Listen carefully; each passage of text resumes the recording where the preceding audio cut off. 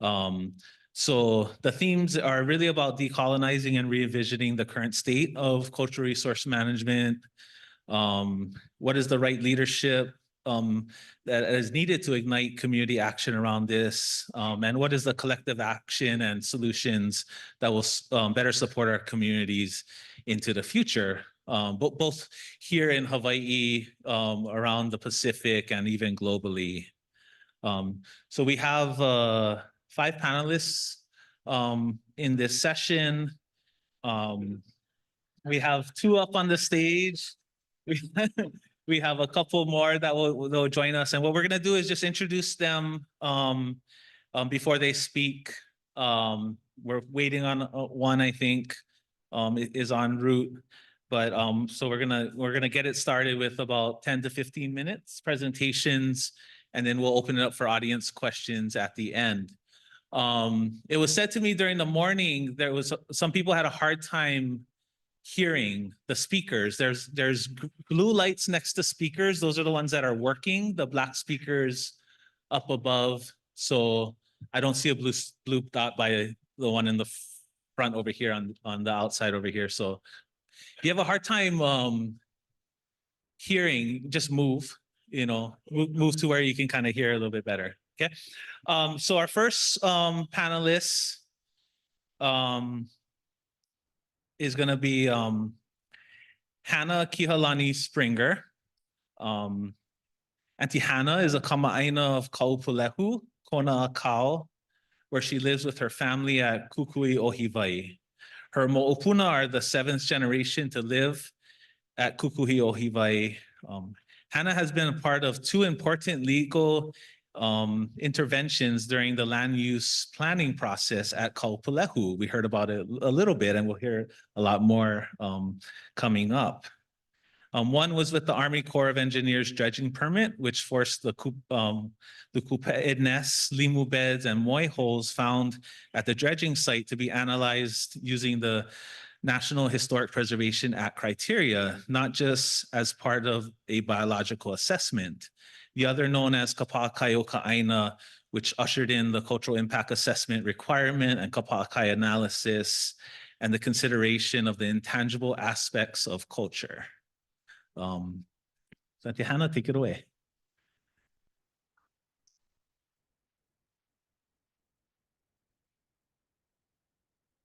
In the interests of time, I'm going to let my slideshow be my mo'okuauhau, and I'm going to use a script to honor my kuleana of being close to staying on time.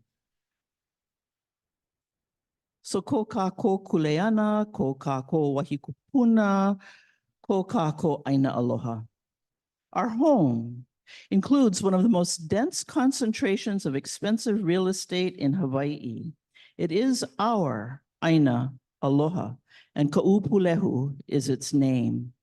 We have been criticized for consulting, some would say fraternizing with developers, but this is home, and we are here. Where else would we be, and what else would we do? We love it, always, from the times before development, and this is the same as wherever you call home, always a mau. This Herb Kauai Nui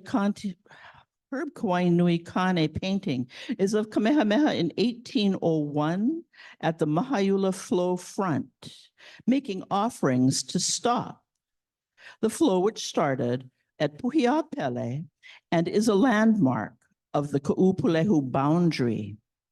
This was 8 generations before my time. Puhiapele is also the site of a story of 2 girls roasting breadfruit, familiar with you Hawaiian language students. And just think, at that point in time, having Hawaiian language was a remarkable innovation into the future. Next slide. Here are the old folks at Kaikalaia Church at Makalavena. From the time of the ancient gods to the time of the new word, rather than debate theology, we recognize and practice intimate and interactive devotion activation between creator and created, and from the ears of one generation, from the lips of one generation to the ears of the next. Next slide. At the back shore of Kahuwai Bay, the site of the present Kona Village Resort, we see the ancestral home to some of us and a place honored by us all. Next slide, please. Opaiula. We know their value to the ancestors as bait for opelu, used as chum when mixed with the red cinders of Nahaha and Po'opo'omino and other of the hill people of our landscape, and that they are a species endemic, unique to Hawaii. Consulting, as we do, the Waiopai are mapped and protected, and the Waiakane, a basil spring that were used for domestic healing and ceremonial purposes, are mapped and continually aspect to perform those vital functions of practice, but life on the land we hold so dear. Kauila, this handsome tree of the midlands of Ka'upulehu, and the photograph was taken in the same generation that the old folks attended Kaikalaia Church in Makalavena.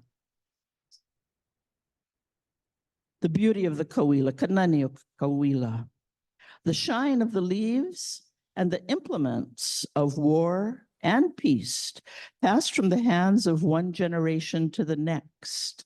Next slide, please.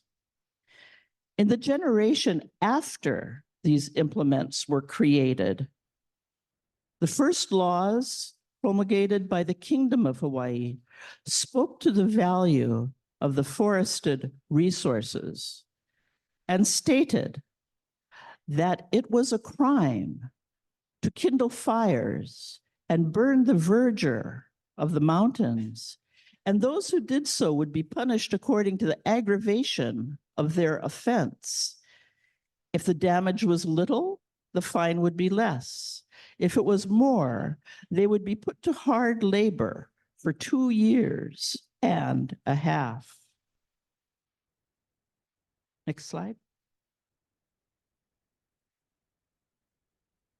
The destruction of Kauila in May of 1983 illustrated the voice of that kingdom law cited above and nudged the Kauila and its companion, the halapepe, onto the Federal Register of Endangered Species.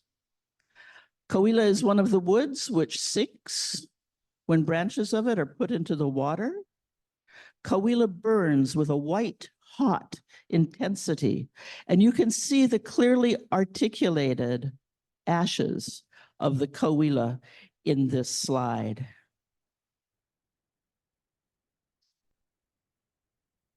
So our Ho'aina, many of these folks would be familiar to you. Our son is one of them. The Ho'aina who restore the Kauila and tend the other plant people of the dry forest. Monitoring and assessment. Those who work in restoration do so mauka to makai, summit to surf, depending on the season of their lives and whether a child or a parent. And again, as you'll have heard me say and will hear me say again, from one generation to the next. The work of outreach and education advances our ahupua'a and the collective knowledge base and supports. We could have gone with a lengthy citation of certain statutes of Hawaii, but we chose Triwait. Here's some backstory. As much as the law prescribes our practices, we prescribe the law. We have learned how to intervene in processes and successfully contest decisions that are contrary to our progress and create laws that support the same. A beautiful thing about Na Hawaii is we know when to go to court, we know when to have a conversation, we know when to go surf. Tri-Wait is the result of the work of the Kūpulehu Marine Life Advisory Committee, which was formed as a condition of settlement in an intervention on a Federal Army Corps of Engineers permit to do dredging along the Kūpulehu shoreline. We were able to argue successfully that a certain moi hole, limu beds, and kupe'e nests be analyzed for the purposes of the permit, not only as biological resources, but historic resources as well. The analysis having been done, the kupe'e, the limu, and that moi hole did not rise to the level of protection by the Act, but it was argued successfully that they should be analyzed according to the conditions of the Act and demonstrated that biological resources are cultural resources. So we don't have to call them biocultural, we can call them cultural. The KMLAC is comprised of the parties to the case. That's the Kona Hawaiian Civic Club, the Office of Hawaiian Affairs, Kamehameha Schools, and the developer. We found that regardless of our disposition during the intervention, we enjoyed meeting together. We enjoyed our time together. We enjoyed the conversations we had together. We enjoyed challenging one another to think higher, dig deeper, talk longer, and work harder together.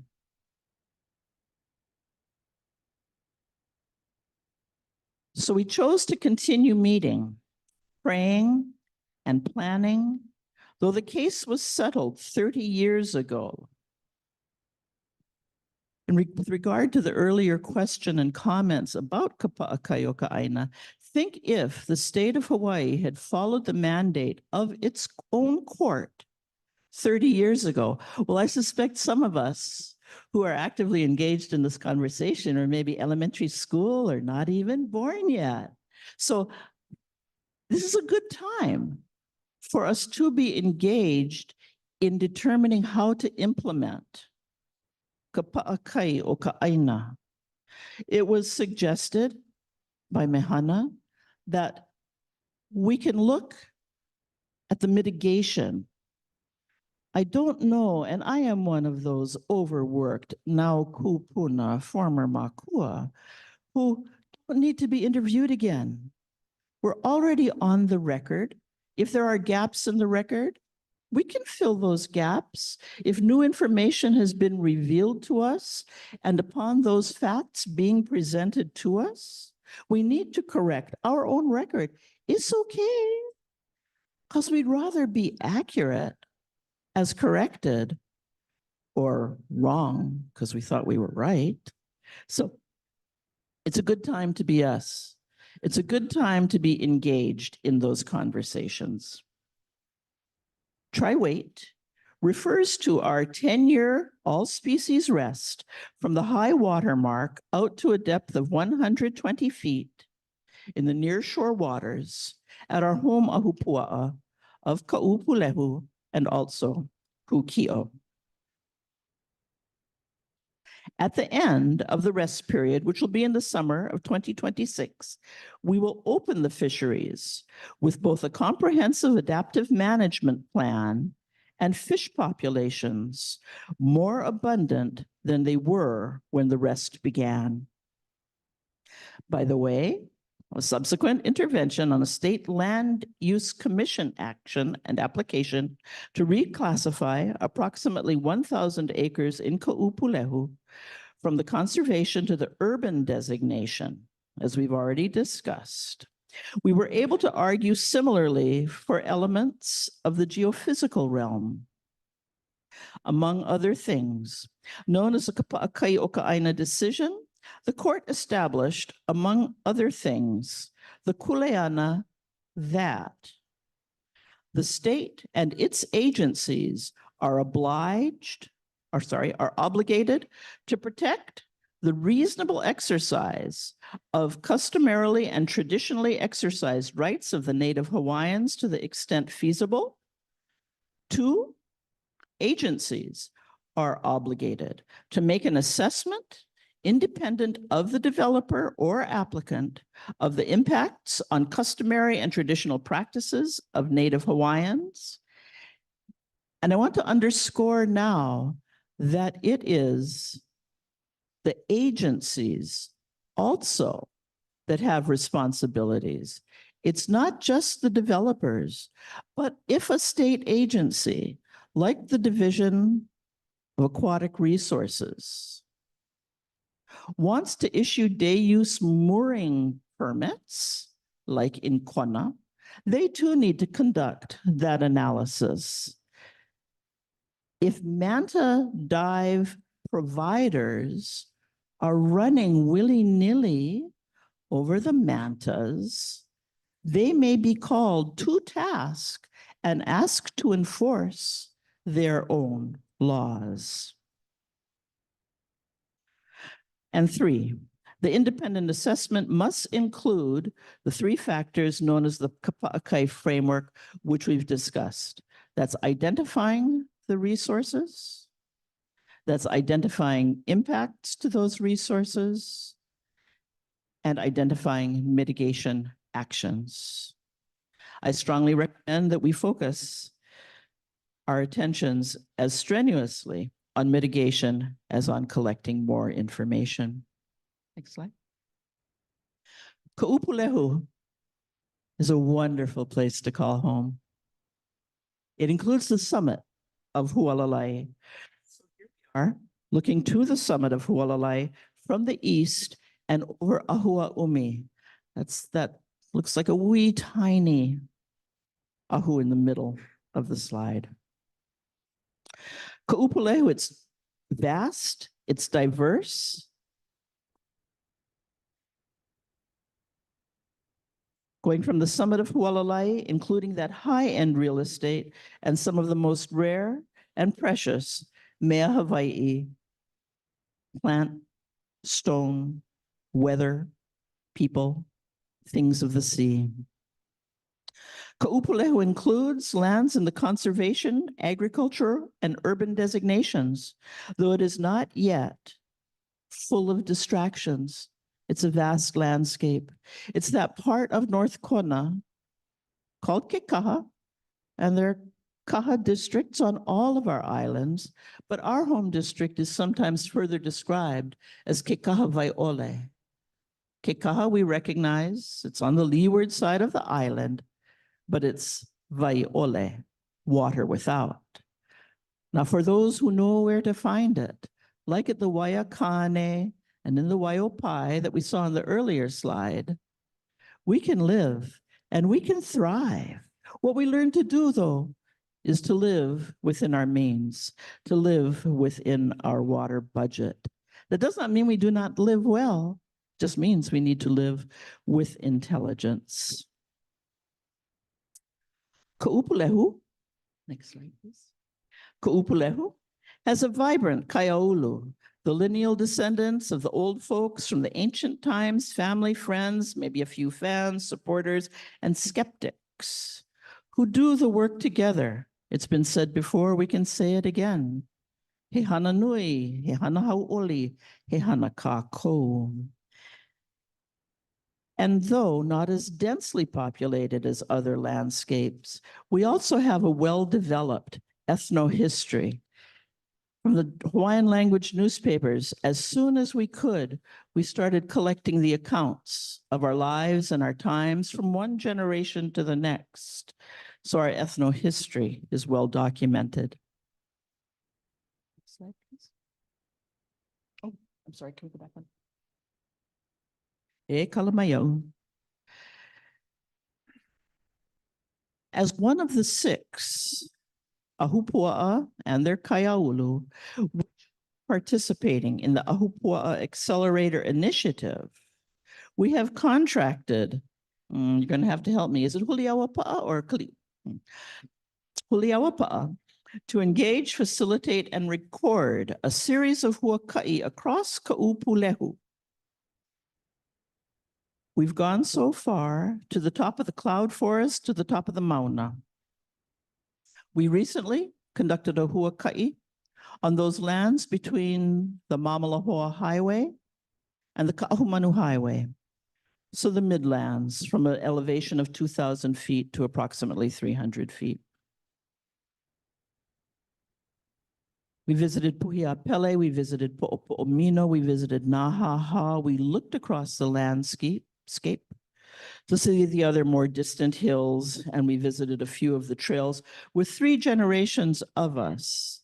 Our intention, facilitated by Huliawapa'a, was to have 3 generations of us on the landscape at the same time, recording our reminiscences, recording our observations, and looking forward. In this way, we are together, these various spaces, seeing them at the same time. Time on the contract permitting, we may conduct together, but along the way and at the end of our last huaka'i, we got a little excited about our process and the possibility for the product of it. We desire to establish a consistent way to collect ethnographic data on the Ahupua'a level, in addition to and prior to, emphasis added, prior to the land use planning process. Early identification will establish early understanding, which in turn will allow early recommendations regarding the cultural resources and possible protections, even the identification and development of cultural area reserves for them, which will guide how modern landscape fits around them, around us. You know, in the state of Hawaii, we have the natural area reserves. How about a cultural area reserve, the CAR? But we know what it's like to work at the landscape, to work at the Paiaina level with the state. So the AAI, the Ahupua'a Accelerator Initiative sites, allow us the means to do kaiaulu-based work, to perhaps develop the template that may be exportable, but in the meanwhile, at Ka'upulehu, this is the work that we're doing. In this process, drawing out and articulating the ha'awina of the mo'olelo and how these relate to, inform, and direct contemporary and future circumstances will be foundational. We will be making ethno-futures as we apply our ethno-history. We talked about in our conservation action plan for our fisheries management area at Ka'upulehu, we included in our objectives to restore the ono, to restore the flavors and the generations to come, for the resources, for the mea pupu, the mea limu of the sea, and also to include mo'olelo as one of our goals. And not just to bring the old mo'olelo forward, but to practice speaking in the mo'olelo. We have all of these wonderful research colleagues who can add to our vocabulary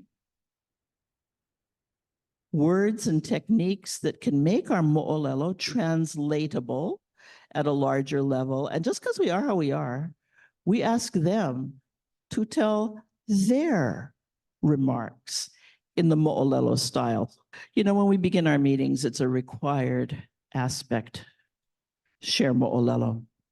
So the Ka'upulehu work can be a template brought forward, looking at integrated views of the land with cultural reserve areas drawn on annotated maps While there have been public and private initiatives in this direction, they may be incomplete, they may be unwieldy of scale, they may be underutilized. But in the Ku'upulehu example, we are working at the Aina Aloha and Kaiaulu scale, which can be visualized and realized. And the Pico is us. If we are successful, the other AAI sites may adopt this approach, and then we'd have a cultural area reserve system. Ayo. 18. Okay. We have and will tell the mo'olelo of Ka'upulehu and Hualalai every chance that we have from the older times and inward and onward, looking to the new ones too. Ka'upulehu is ko kako aina aloha, it's ko kako wahi Kūpuna, and it's ko kako kuleana. Mahalo. Aloha nui.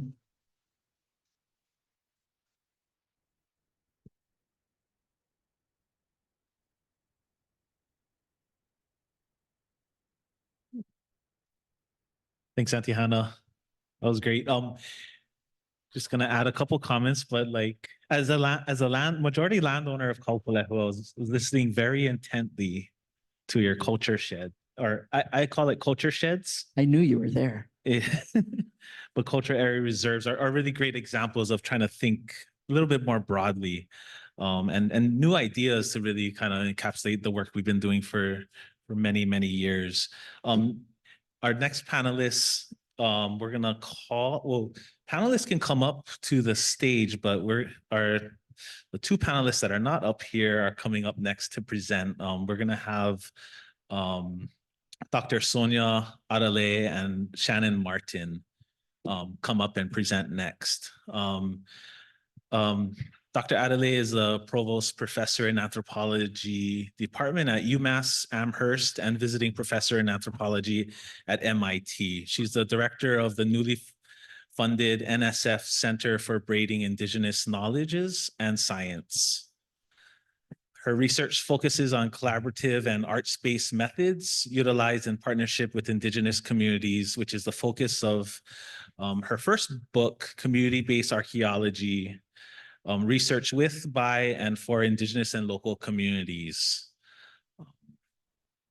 And then Dr. Adelaide served 2 terms on the NAGPRA Review Committee. We also have Shannon Martin, who is the executive director and founder of Cultural Pathways Group, LLC, a company that supports the development of cultural activation and preservation initiatives, community-centered organizing, exhibition research and development, NAGPRA repatriation, efficacy, and strategic planning. Welcome.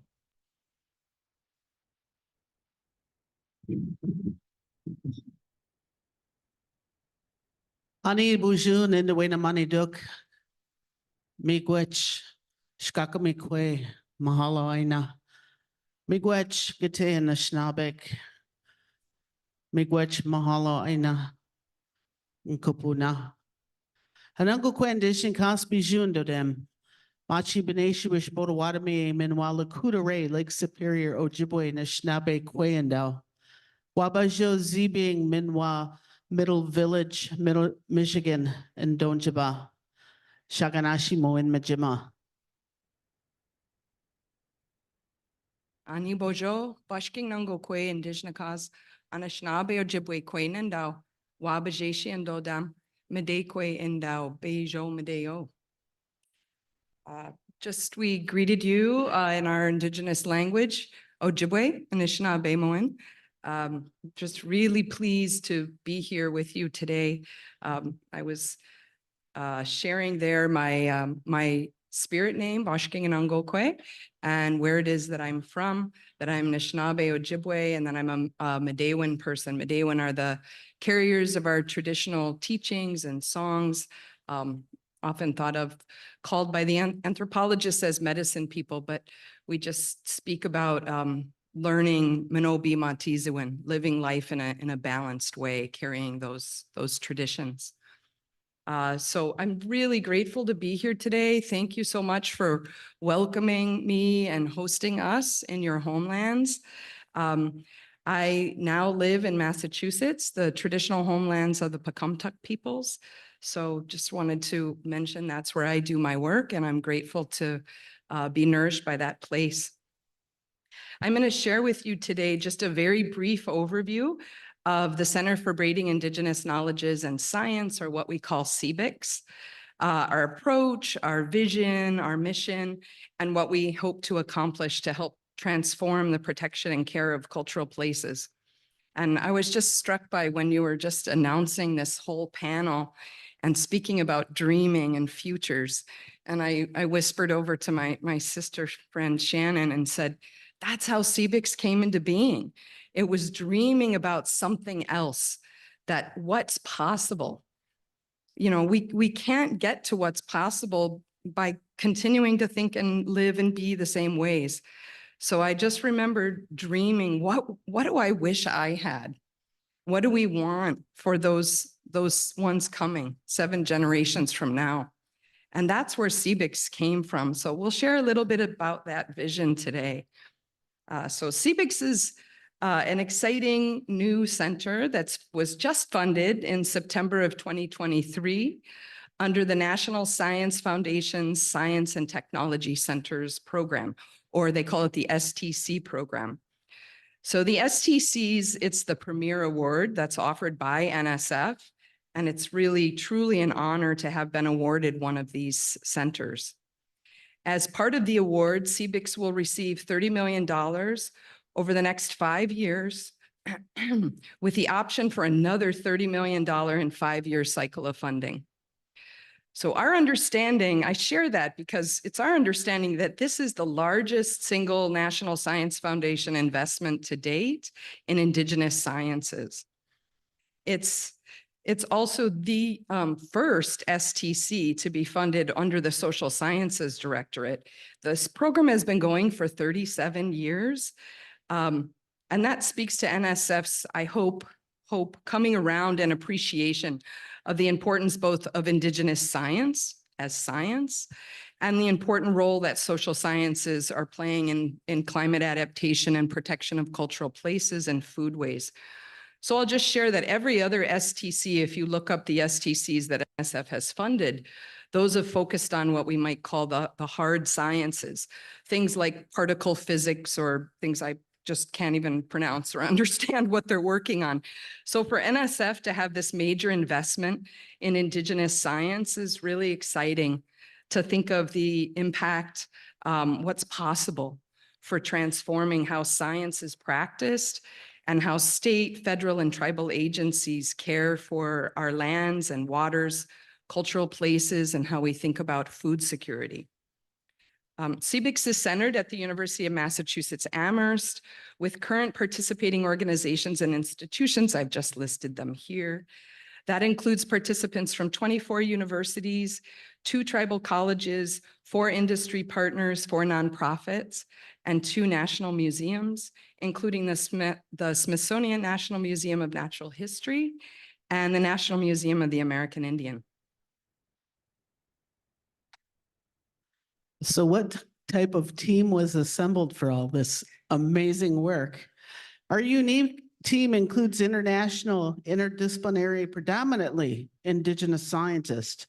In total, there are 54 investigators, 37 of them who are Indigenous, and include leading experts in climate, environmental, and natural sciences, Indigenous knowledge systems, archaeology, science ethics, Indigenous education, museums, history, and heritage.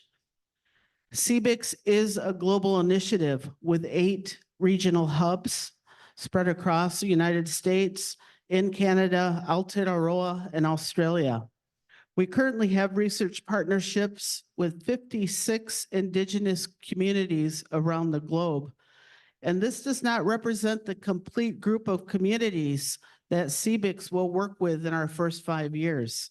These are only the communities we've held specific discussions with for year one and year two community-based projects.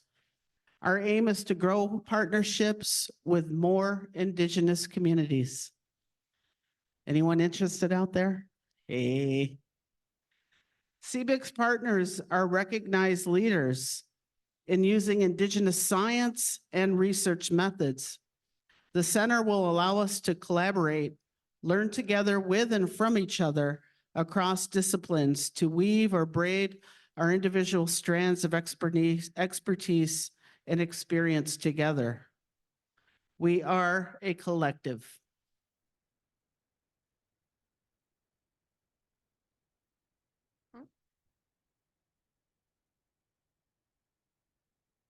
So pictured here is the CBIC's Leadership Circle. The circle includes the PI team along with a student member, Bree Shaw, a native Hawaiian graduate student at UMass Amherst, and Allison Wiley, who's the ethics co-lead for the project. Also, several members of the CBIC's team are here today. Kelly Uyoka, Haki Tuaupiki, who you heard from earlier, who are co-leads of the Pacific Island Hub. Maui Hudson, who you also heard from earlier, is co-lead of the CBIC's Data Sovereignty Thematic Working Group.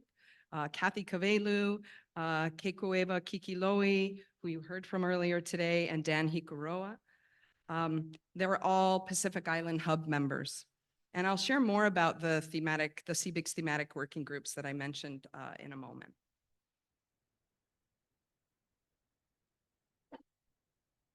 So with 8 regional hubs, Northeast, the United States, the Midwest or the Great Lakes, mountains and prairies, which is just a swath across the Dakotas, Montana, Colorado, Pacific Northwest, the Southwest, Arctic Alaska, the Pacific Islands, and Australia. The hubs use a community-based participatory research approach to develop and carry out their place-based studies using Indigenous science and research methodologies that are braided together with mainstream Western science. There are also 7 thematic working groups that will distill key lessons from the place-based studies being carried out in the hubs. These working groups will produce methodologies and guidelines for carrying out research in partnership with Indigenous peoples ethically in ways that honor and protect Indigenous knowledge. We see the hubs and working groups as the interwoven base of a basket that carries ethical and effective Indigenous science practices. CBICS will develop an online knowledge base that carries the lessons that we learn from this work so that it can be shared widely across the globe with Indigenous communities, scientists, students, and the public. So yeah, we're trying to think of this, as Shannon mentioned, as the base of a basket, that we're building that basket, weaving that basket collectively together so that everyone who's part of this can contribute and then take something away. And we're not trying to create cookie cutter approaches. We recognize that people really do want to learn in state, federal, and tribal agencies. I have so many students who come to me and want to know, how do we do this work in a good way? And so that's what we're trying to do. Think about, how do you do this work in a good way that can be relevant, culturally appropriate in different places? So CBIC's aim is to provide this foundational understanding of how to effectively and ethically braid Indigenous and Western science to address significant climate change challenges, the care and related protection of cultural places and food security at both local and global levels. Key to this are developing methods, practices, and ethics of knowledge co-production, carrying out research ethically with Indigenous communities in ways that are regenerative and involve care and responsibility, all these things we've been hearing about and talking about together already today, in relation to Indigenous knowledge. Indigenous intellectual property and data sovereignty are central concerns at CBICS. So before research even begins, our team considers notions of care of Indigenous knowledge rather than engaging in work that extracts Indigenous knowledge. The urgent threats from climate change and its effects are experienced disproportionately by Indigenous communities. As we know, lands and places cared for by Indigenous peoples are some of the most biodiverse on Earth, due in large part to the traditional knowledges and practices utilized by Indigenous communities based on millennia of rigorous observation and ecological knowledge. Western science often silos the study of climate change, heritage spaces, and food systems. However, Indigenous peoples share the common philosophies of their interconnection. We were just hearing about this from your work and others' work today. So, for example, Indigenous archaeological sites are archives of knowledge about traditional foodways. They also preserve records of past climate change and Indigenous adaptation to changing environments. However, these repositories are vulnerable to current climate change threats and require urgent, innovative, interconnected strategies for mitigation, adaptation, and stewardship and care. We cannot separate food systems or heritage spaces from climate science and expect to be successful. The complex adaptation solutions are essential for healthy, resilient communities and for the health of our planet. So CBICS addresses these challenges through research in 3 interconnected areas of climate sciences, archaeology and heritage studies, and agricultural and food systems science, using a transdisciplinary approach that addresses these fields in an interconnected way.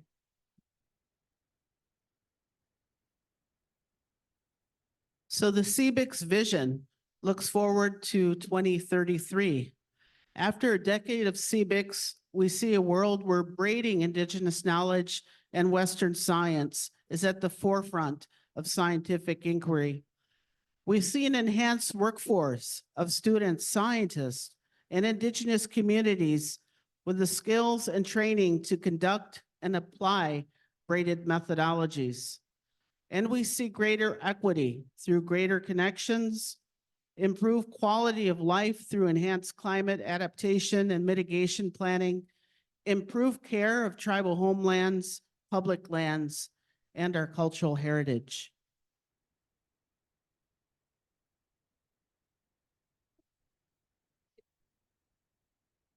CBIC's long-range goals involve 4 interconnected areas.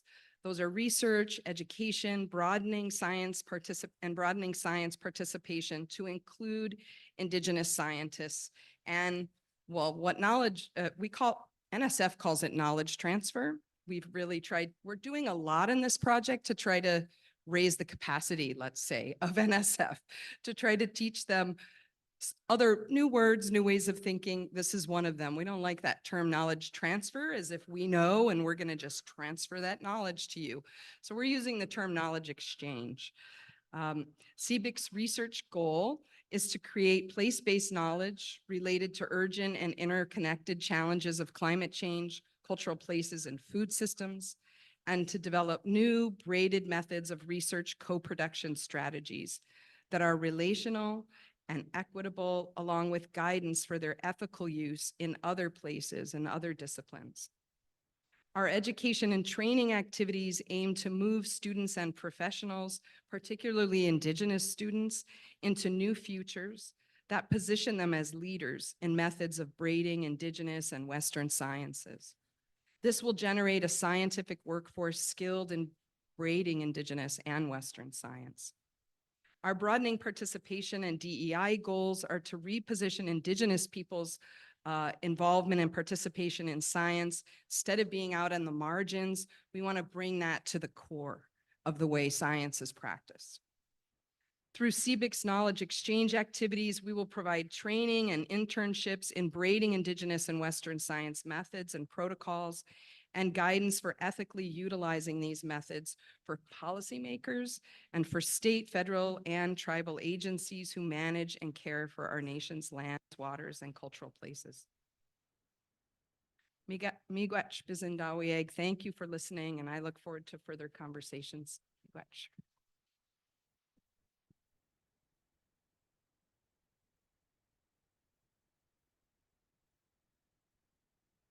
Awesome. Thank you, Shannon and Sonia. It was a great presentation. They really thought big. $30 million opportunity.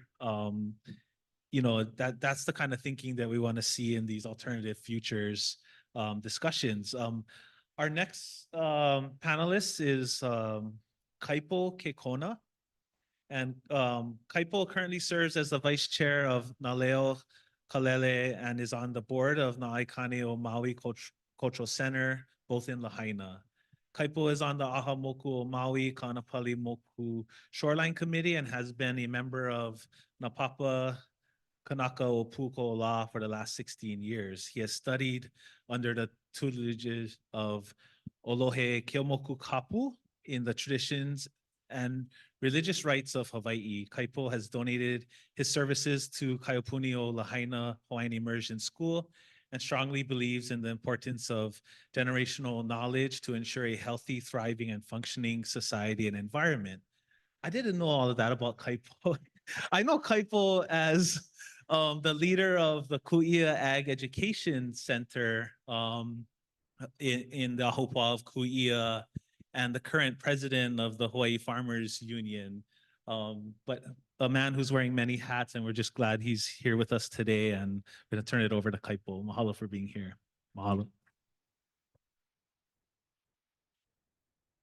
Mahalo, Jeremiah, and mahalo for having me here.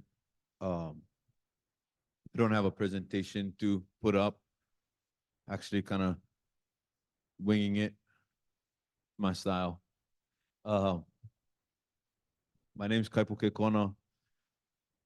Hello, I come from Lahaina, Maui. Born and raised on the island of Maui. My family can go back to Ka'akuloa under the lineage of the Kamali'i Ohana, also the Kalawai Anuis. And if we go further back from that, then we end up on the Mokuokeawe, Hawaii Island. Yeah, so I'm currently, I'm sure everyone's aware, but it's difficult to see what we're currently doing right now because we're doing a lot of different things in Lahaina. But I've been spending the last few years working on a piece of aina in Lahaina known as Ku'ia, the Ahupua'a of Ku'ia. It's one of the largest Ahupua'a in the Moku of Lahaina. When you look at the mahele for Lahaina, you can see it'll list out 123 Ahupua'a in just the Moku of Lahaina. And if you look at all the other islands, as far as the mahele goes, you can accumulate all the Ahupua'a in all of our islands and not have a total amount of 123. That doesn't say that Lahaina has more Ahupua'as than anywhere else. It just says that we had access to give a detailed mapping of our aina because the mahele was at our doorstep. And so our Kūpuna had access. And when you look into the details of the land registrar, you'll find another cool fact is, from what I've noticed, there's nowhere else in a mahele that claims ulu as a part of their production system. And so Lahaina is the only space that has that in the mahele in a registration of our land. Many of us might know Lahaina for Mokuhinia, a sacred place for our community, a sacred place for many people in Hawaii. Some of you might also know a name that has been relatively known lately as Kamalu Uluolele. And so for me, that's where I come in on the discussion. That's my passion. I've always been inspired to see the ike of our Kūpuna come back and establish its greatness. When you look at Kamalu Uluolele, that'll take you back to a timeline somewhere around 600 AD. And a gentleman named Lele saw the need to address the people's security, food, housing, health, medicine, clothing. They saw that it was the resources we had were not so much available anymore for the population that we had at that time. And so Lele began to plant out more of these resources. And he centralized those efforts around our natural existing wetlands. At that time, we can't say it was established as a kuapa or an inland pond. It was wetlands, and it was fed by our punawai of Lahaina.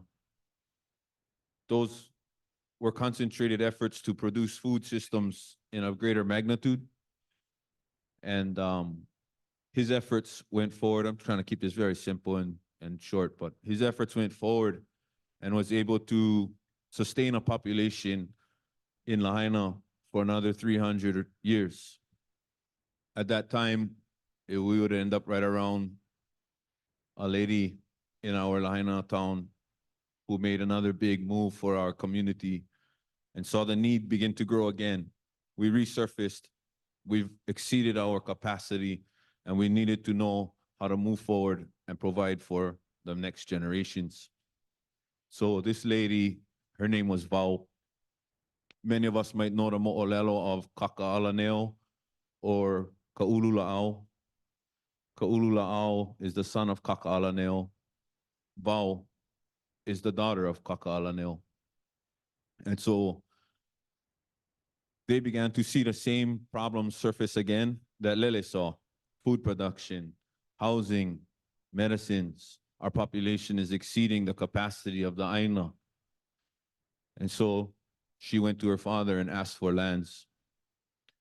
Her lands were known as Kilauea Mauka, and Kilauea Mauka is today better known for Lahaina Luna Road and that area. And in her effort to bring more food and sustenance to our people, our Kūpuna, she, for us in our history, developed the first ever Wahi system. This would have been dated roughly around 900s. And she came out of the valley in Lahaina known as Kanaha. There's a valley, if you look in Lahaina and you're looking at the mountains, there's two valleys that border what is known today as Lahaina. It's Kanaha and Kauaula. And Vau got lands from her father, Kaka'alaneo, who was the reigning ali'i at the time, and didn't have any resource to further produce food. The springs were not present at that elevation of our land. So she developed an Wahi system that expanded upon Lele's efforts to sustain his community. And her effort was so great that it wasn't for another 700-800 years later that we began to see that need again for our people. We began to see the same effect. Our population grew. Our food was not as abundant. The need for housing was more prevalent. These things were repetitious in the development of what we know as Kamalu'ulu'olele. And so Pi'ilani comes along about 700 years later. We stay around 1600 years now, in 1600 AD, and Pi'ilani sees the same need and goes into Kauaula because Vau had already established a water system at the highest elevation that Kanaha could provide to expand on this food production. So Pi'ilani goes into Kauaula and begins what is today documented as the longest Hawaii system in all of Hawaii's efforts, in our kingdom's efforts to provide water to the larger landscape needs of our people. And so that sustained, if you look at that track, one person's effort sustained 300 years. And if a population and a generation is considered at a 50-year increment, then that was 6 generations that they accomplished. Now, Vau came along. I love telling her story because her brother took all the thunder, but she came along and sustained populations and generations for another 800 years. So when we talk about 7 generations today and the prophecies that we know that follow them, I see it as short-sighted. I like to see it through the lens of Vau And imagine us projecting out another 14 generations. Some of our Japanese friends in Ohana across the way, they plan for 500 years. So in our effort in Lahaina, that's what I focus on. Soil health, I like to call it soil equity. We established that in our kingdom's time and before our kingdom, and we understood the importance of coexisting with that, and even, I hate to say this word, but like capitalizing on the soil equity. It's not the same capitalistic perspectives today. It's not the same equity that we have today. It's definitely not the same economics that we have today either. Soil equity means that we understand what it looks like without having to see it.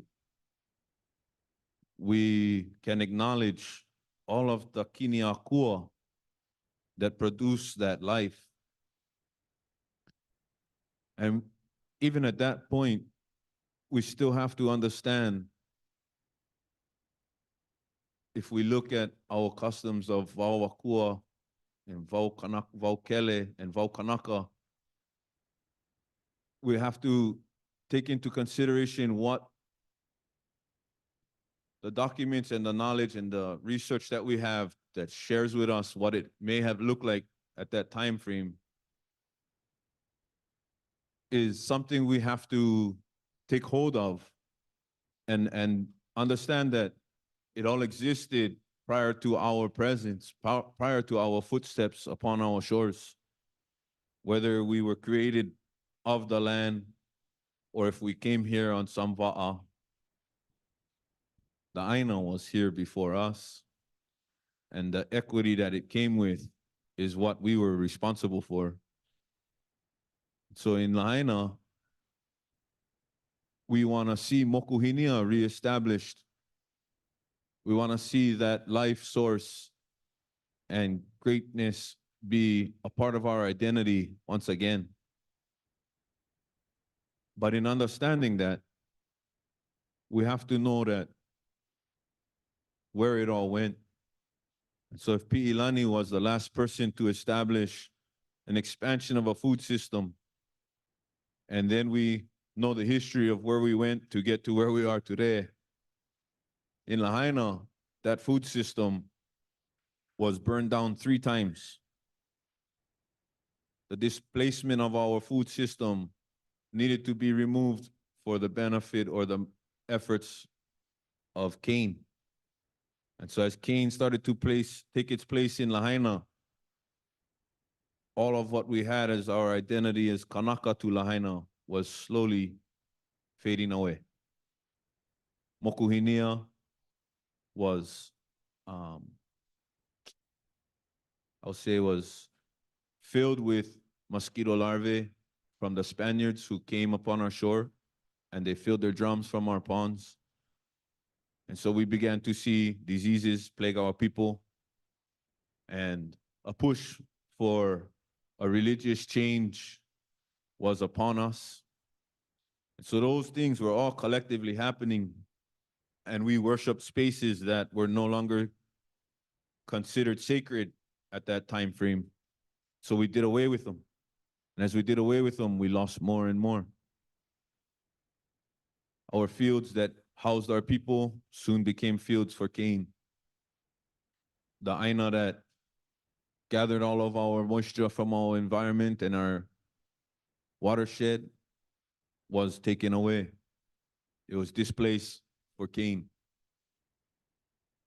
The Awai systems were changed and often built over and then manipulated to provide systems that weren't for the environment and more for the economic of Cain. And so today, we spent the past 6 years of building soil equity back in Ku'ia, the Ahupua'a of Ku'ia. It's 1,200 acres roughly in size.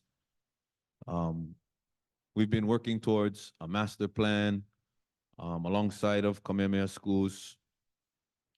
I believe that in order to establish back to what Mokuhinia's greatness was, that our community is focusing on now for hope as a better future, I believe that we have to know the timeline in detail to see where we are, and we'll have to walk that back to get back to where we were and where we want to be.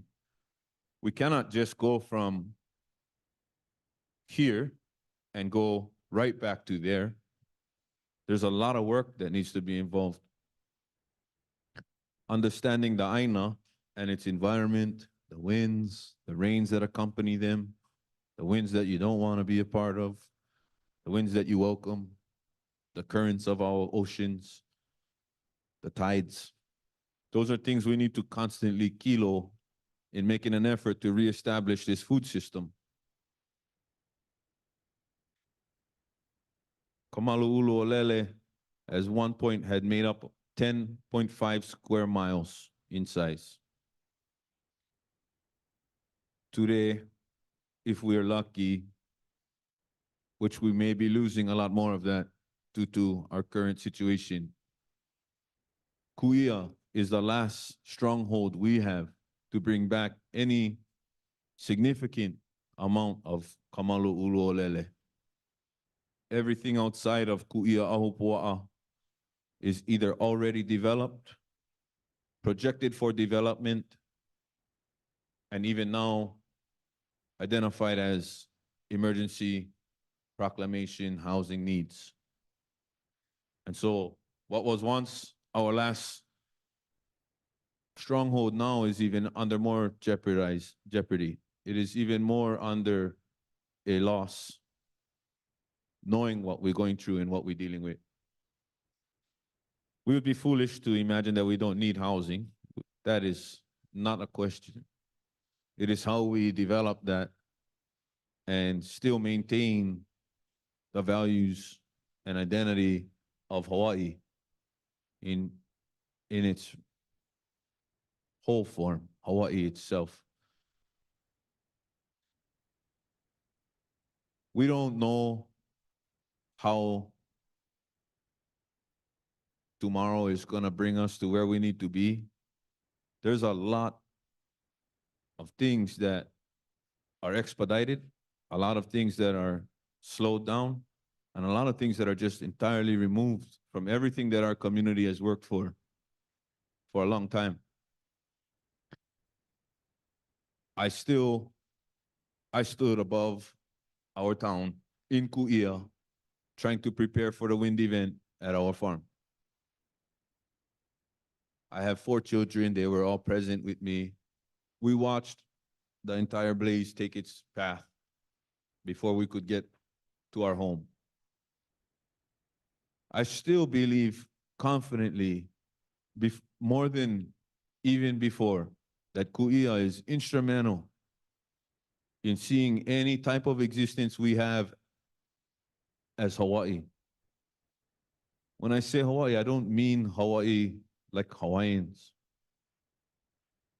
And if you question where I come from as far as that goes, just look a little deeper into my history, my little background. It's more about the environment, the land, the aina. As long as we continue to deplete that effort, as long as we continue to abuse Hawaii, we're going to keep going down the path where we will no longer exist here. 7 generations is not about the blood quantum. 7 generations is about our existence in Hawaii. So we're reaching out to everyone that we have, everyone that we know. Ka'upulehu, exactly as Auntie said, is a template. I've been screaming that out to my community, to Kamehameha schools, the greatness of these projects. By the way, I'm super honored to sit at the table with you two guys. I was like, what? What? Who am I sitting with? But I absolutely look at it all and I look forward to grabbing every little piece of it I often appreciate Kalakaua and that perspective and his efforts to develop the Halinawa, the House of Science. He understood the foresight and need to look into all the different systems that exist in the Honua and bring those back home and let us implement what we need to better our existence on the Aina. And so I always, wherever I go, I look for that. I look for the networks. I look for the Ike. I look for the Hana, people that are doing the work. And I do my best to express my appreciation for them and their work. And I can confidently say when they come to our Wahi, they will see that we do the work too, that we put our hands to the soil, and that food production for us in Lahaina is one day gonna sustain our population again. We need to see, everybody sees the need. We all talk about it, statistics, data, right? 90% imported. We depend on our food systems coming on the ships. What we don't really hear too much about as far as food goes is that the food productions that we have in our state, 80% of that leaves. So that says either A, the markets are better somewhere else, or B, we no longer value the food that grows within our own place. I think it's a mix of both. The one that I care to focus on is bringing value back to our food.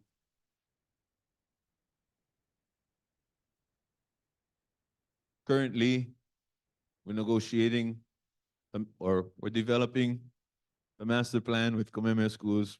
Soon we'll be negotiating the land and that effort to reestablish Kamalu'ulu Olele, Pi'ilani Awai, and Awai Avau, not only for their historical significance, but for their environmental impact, what they've created, what they've produced, how they've bettered the environment and our economics as humans, not economics financials.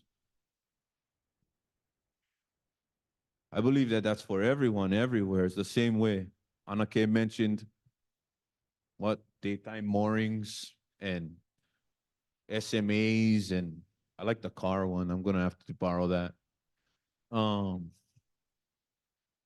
But we constantly have those battles, and it's across the Pai Hawaii. Everyone has seen those impacts, and everyone has seen the, how do you word that? Everyone has seen the, we'll just say changes, it's simple. Everyone has seen the changes we've gone through, and we all ask for different change. I think it's pretty safe to say we all know that we need to change. And for the most of our population, the economics is the biggest hurdle for them to get past. To understand that the changes we're asking for is not to impact your economic stability that you strive to maintain, but to heighten it. Don't make it a race-based issue. Make it an environmental one. See, today, we are told that agriculture and environmental systems are, or conservation, are different. But through the eyes of our Kūpuna, at least from what I've understood, our food production and our conservation slash environment restoration, all those fancy words they like to throw around, are all the same. There's nothing different about it. And the sooner we can realize that all the efforts that are commonly brought forward by our kanaka are efforts to better all of our existence. The things that we seek are not selfishly sought after. Those things are sought after for the existence of people in Hawaii, be it 6 generations, 9 generations, 14 generations. Why not go for 20? Let us have the foresight to see what we need to establish to know that not 7 generations from now, but 20, they're going to then have the time to better design where they need to go when they reach their expectations, when they reach their capacity, and how do they move forward to maintain the relationship between Kanaka as people and Aina. Aina without people is probably just Lepo. Aina with people, people make Aina Aina. And our job as Kanaka is to facilitate that existence of us and Aina. So in La Aina, Kamalulo Lele, Kuia, that's what we focus on. That's our effort. Our whole dream and aspirations are to reestablish a system that can sustain our population. And yes, we're still going to have tourism. Yes, I will live in a modern day home. I'm not asking us to go back to that kind of things. And I know I'm speaking to a room that very much understands this. But common times, that's what we are directed to be viewed as, is that we want to go back to this time where, I don't know, maybe Neolithic is not the proper term, but that's what they like to say. So for me, I think as long as you know your Aina, you know your Mauna, you know your Kahawai, you know your Punawai, you know those things, because those things are the map that is left behind for us. Those Leo, those Inoa, those Mo'olelo, the Mele, they're all the maps that are going to get us back to a point where we can sustain our own existence and not be dependent on someone else's existence. It's not a place where we need to be. It's not a fun place to be. I can tell you, when things get really bad, try not to say the wrong words, but when things get really bad and you don't have the people that we depend on present, you realize real quick just what we really have as individuals, as a community. Things can be taken away from you just like that, overnight. The bed you sleep in could be gone. The food you go and eat could no longer be present. Your market stores could be empty or no power on. And then when they come back on, the population that is present and the amount of stores that you have can no longer sustain the needs of that community and population. We've experienced that firsthand. Went from 5 markets that fed our community to 3 markets that now feed our community. And when the tourism industry that we depend on today has resurfaced back in Lahaina, we see that food production or that food resource depleted even more. So I cannot keep living like that. I refuse to live like that. So if I'm not here at a table, or if I'm not at some other table, you're gonna find me in Ku'ia, working in the sun. I love it. There's no place I'd rather be. And if you guys ever find yourself in our place, come on, my. And if any of you have any skill set that you may feel could be utilized in the efforts for us in Lahaina, we appreciate that. We're going to spend the next few years working towards a goal of somewhere like $30 million. Sounds good to me. We could make a lot happen with that kind of a money. But we're gonna spend a lot of time. We're gonna be there making this effort long after I'm gone. But restoring our watersheds, restoring the Vauakua for what it is, understanding what Avaukele means. I made a joke once, and the Vauakua is up here, and Vaukele to me is like the fat of the land. And then the Vaukanaka is where we kind of hang and exist. And maybe at times we may be exceeding our capacity. So we go into the Vaukele and get a little bit of that fat of the land and bring them down. And so we build the Vauakua to a point where its overflow creates the Vaukele, and that Vaukele can sustain the population in time of need, but also make its way all the way down to the Vaukanaka, where we are responsible for our own existence and our own security. We will be responsible for that. We cannot depend on systems that can keep us in good conditions as a community. We learned that the hard way.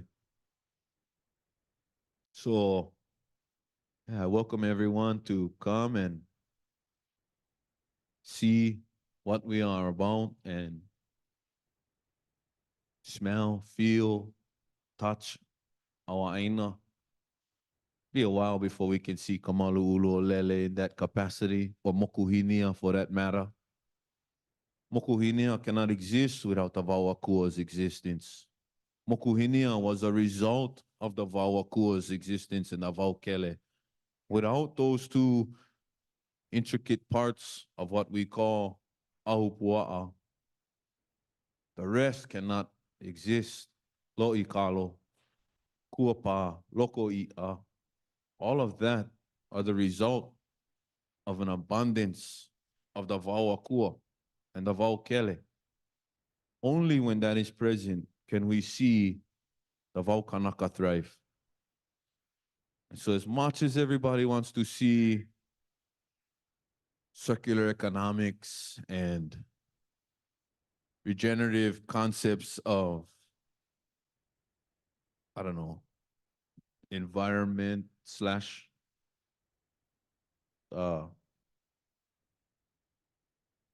private, that's all private interest in the end, right? Everybody's push for this Vaukanaka existence today is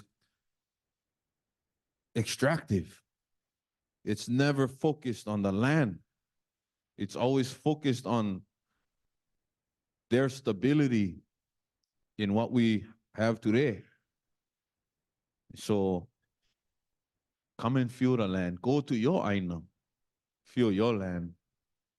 Smell your aina. Be familiar with your aina. Build a relationship with that aina. Know its name. Know its alo. Know its face. See its identity. Because when we can do that across all of Hawaii, then maybe we can talk about our kingdom's existence. Maybe we can talk about having food security at a level where it's sustainable. That's where my mind takes me today. And so, like I said, I just winging it. Mahalo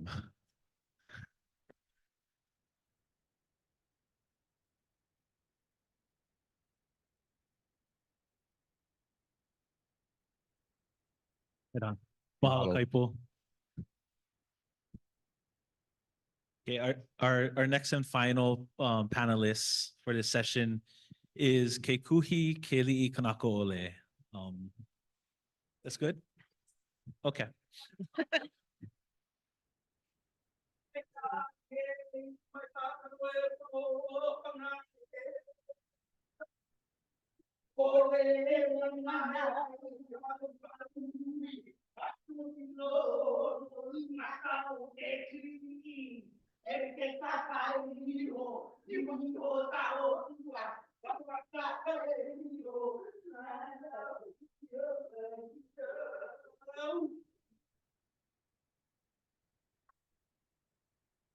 Thank you, son.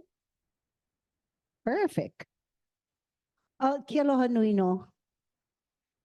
So why don't we all stand up just for a couple of minutes? We should have like brought everybody into the. So what you like make? You like make fast or you like make slow? Tell me what you like make. Fast, fine then. Okay, fine then. We're gonna make fast. Okay. Huri hia ta mauna velai te hia ta wahine a vela na o hia o turi. Take your position. I ka ua kiro. I think you gotta move up a little bit. A vela anopu tia hio talua. I follow these guys. Ai kamumu ke te na keke pa hoi hoi te. Ai.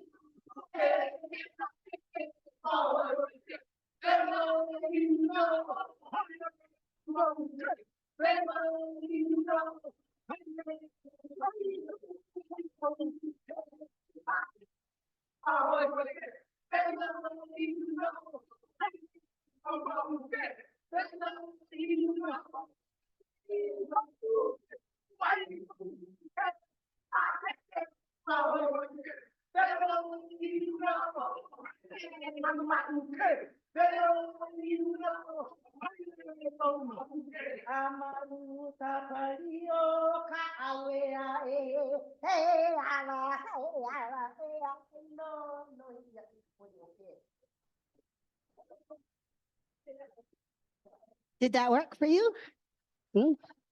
Okay. Coolio. So yeah, that was really good for winging it. I'm gonna wing it too. Probably not as succinctly though. And let's see. So I asked Tira why I on this panel. I don't know that anything that I am called to do is alternative or innovative. But let me share with you the technologies included in some of those activities that I like to engage in. And I think that's cool. You guys have a Kilauea up there. I'll investigate that. And then vow. Yeah, this is not time to talk about it. You see, I need to talk about it. Okay. So mainly I engaged the technologies. I love innovation. That don't mean that we have to kiloi all the things. Get rid of that and get rid of this and get rid of that. We actually got to make sense of the thing. You know, I wanted to kiloi all the things when I was in my 20s. And then in my 30s, everybody was, that system is crap and that system sucks and I'm gonna make a new system. And then in my 40s, in my 40s, my Kūpuna started knocking on my door a little bit more loudly and a little bit more heavily and said that there's some systems that we haven't been paying attention to. So in addition to the wisdom that was just shared and the wisdom of Auntie, I'm calling you Auntie, sorry girl. Kihalani Springer, and the wisdom of our family of Ke'elmoku and Ku'iama, and your wisdom. I want to add this little nugget. And the technology might sound cosmic and woo-woo. Woo is actually a real word. Did you guys know that? Yeah. So when we go around and say, oh, that's so woo-woo, just know that that actually comes from a tradition, a spiritual tradition. So you say it nicely, yeah? Okay, right. So I want to come from the technology that we have while in our mother's womb. And more importantly, the technology that after a particular age in childhood sort of kind of just disappears. And then that technology everybody wants to poo-poo on that technology. Okay, like that. No, stop that dreaming. Why are you staring out the window dreaming that thing over there? Stop that. Get to work. Do your work. And then the technology of what it takes to return to that. So I really love I'll go lele off from this mele about this is if anybody know where this come from, you can tell.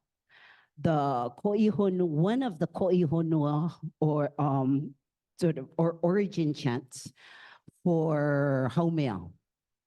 Kameha'ikana, one of our favorite people, right? Okay, so one of those mele says, and I interpret, and I quote, and I interpret.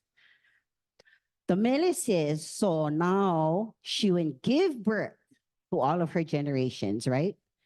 And now she is giving birth to and having more children with those generations.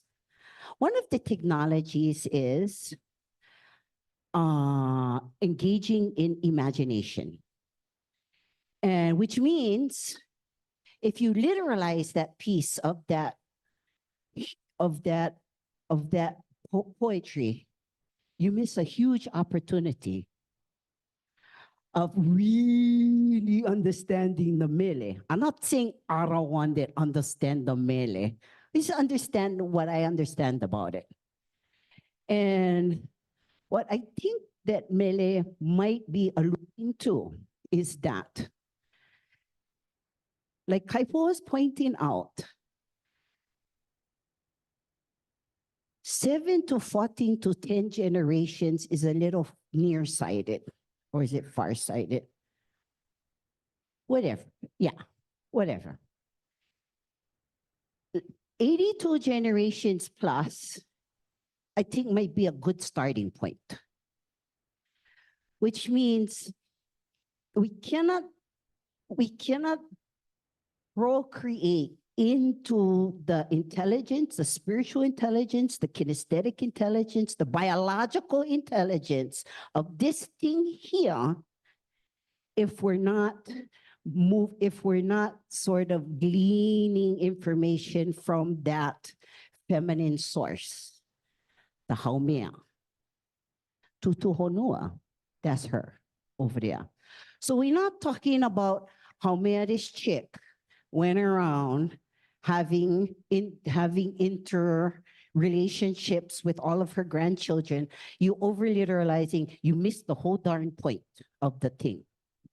The point is, every generation that come after that Haumea has intercourses, has a relationship. I am now eating that very Haumea into my body, and guess what? Now the microbiome of the Honua, of the Haumea is in my microbiome.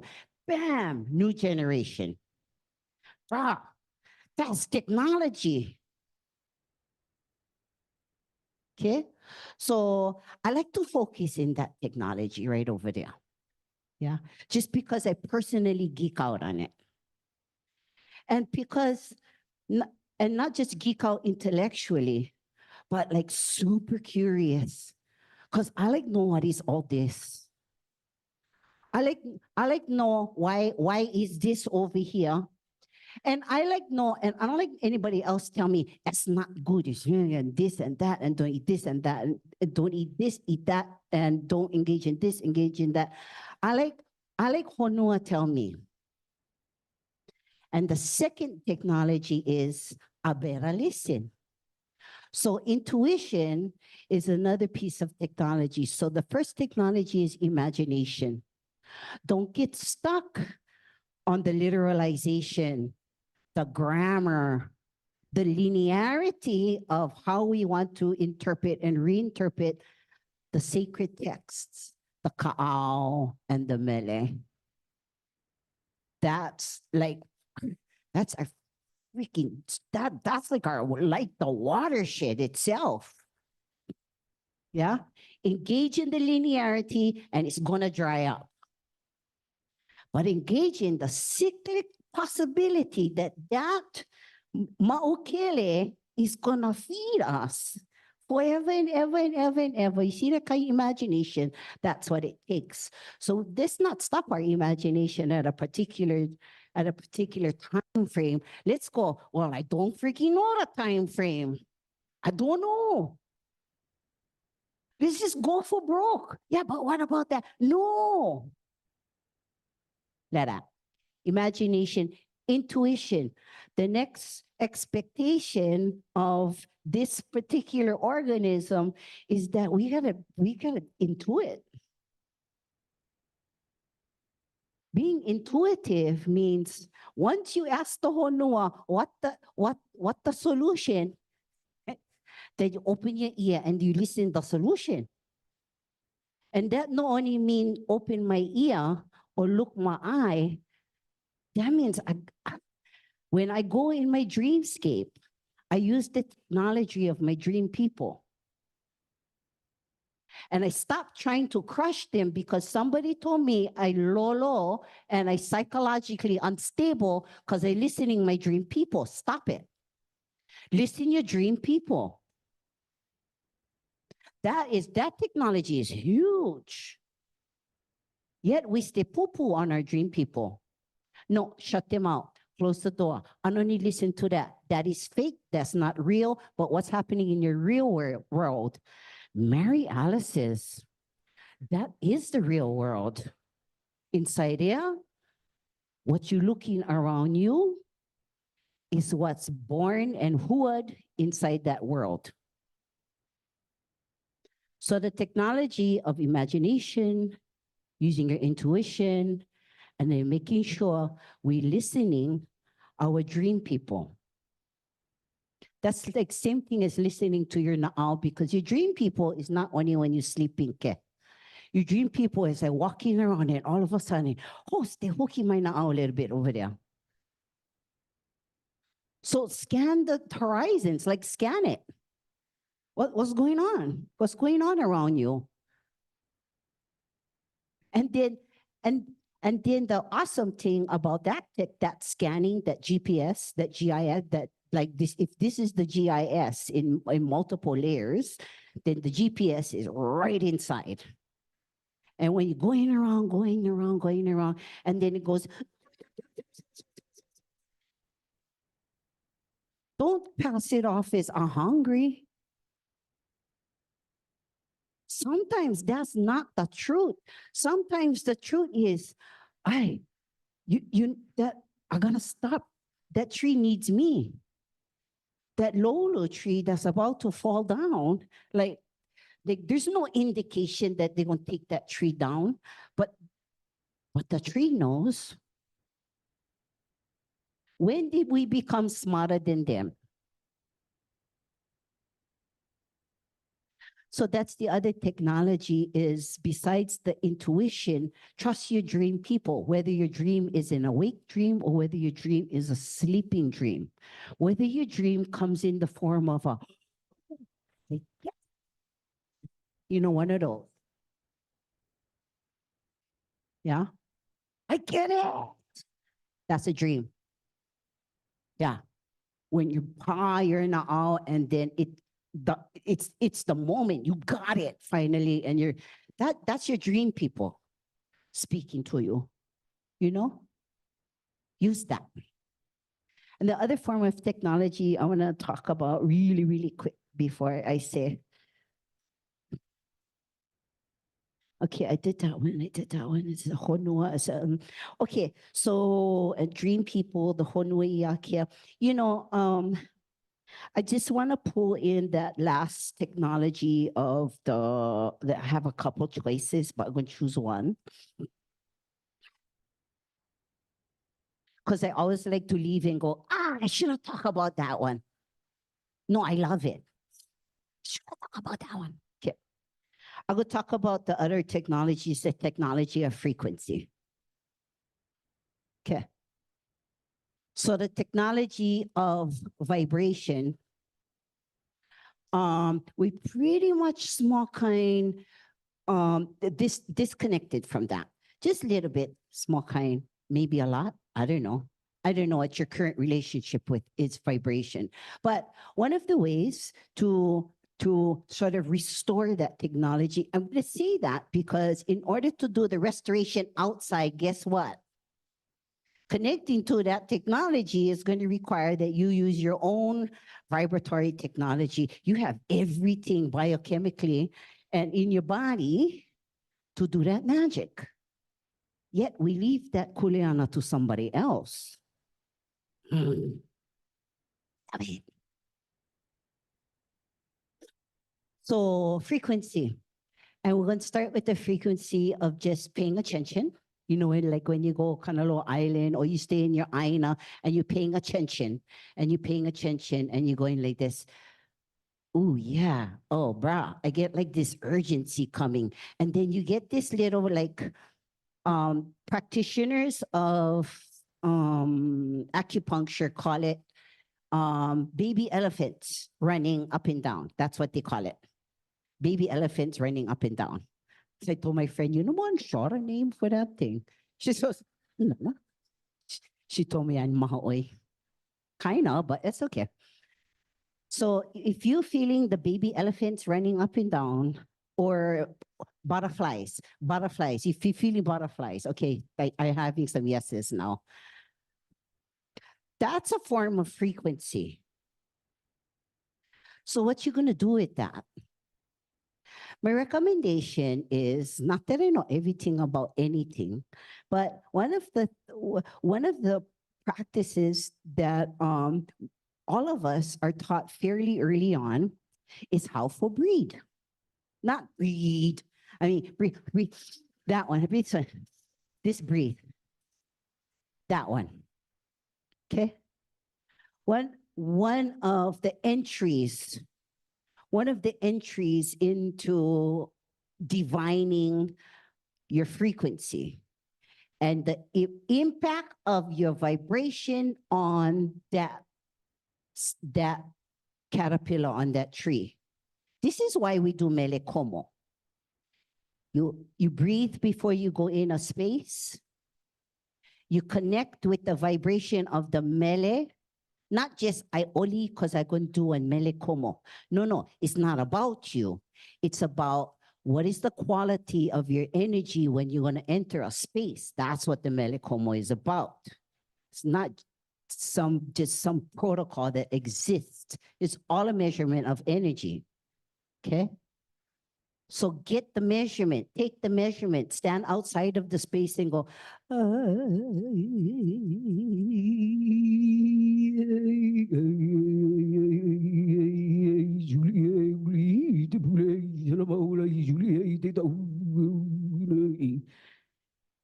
do it, take the moment.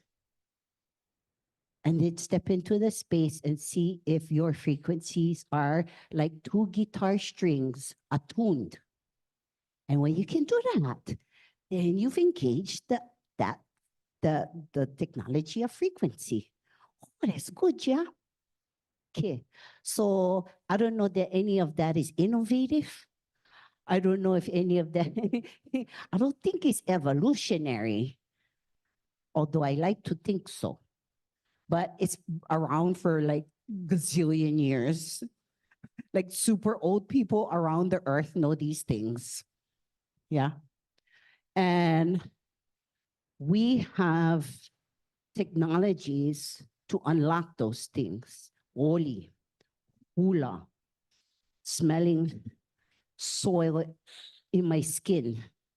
scent, the scent of dry people, feeling. Take off your shoes next time you walk outside. Stop walking on the grass with your shoes on. Take off your shoe. Walk across the grass just a little bit. Guess what? If you see me fall on the grass and roll around, I'm not having a medical moment, you guys. Like I need to connect because I driving on the highways. It's driving me crazy. So you see me rolling around in the grass. I'm not having issues. I have to.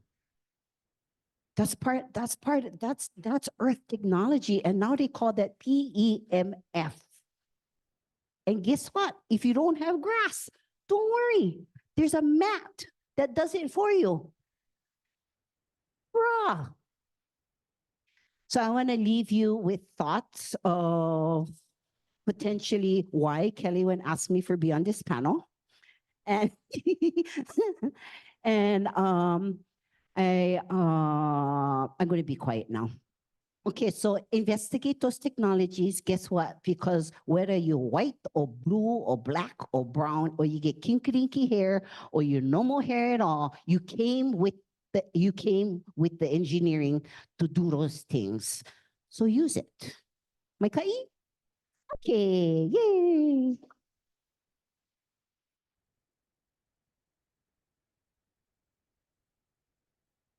Right. Thanks, Kikui. So we're running a little behind schedule. We're gonna kind of roll into the next one. We're not gonna do Q&A, but we encourage everyone to talk to our panelists during the Pauahi event.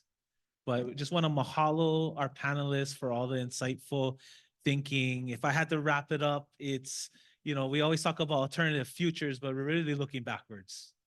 We spent the whole time talking about the past. And I think I'm preaching to everyone that knows that here we got to look into our past to know where we want to go into the future. And I think Kaipo brought up some good points of it's a process. It's not gonna we're just not gonna go back immediately, and it's gonna be a process and a journey, kind of going there. That's why we gotta think in terms of generations going forward. But thank you everyone, all the panelists, and we're gonna roll right into the next session, keynote. Thanks.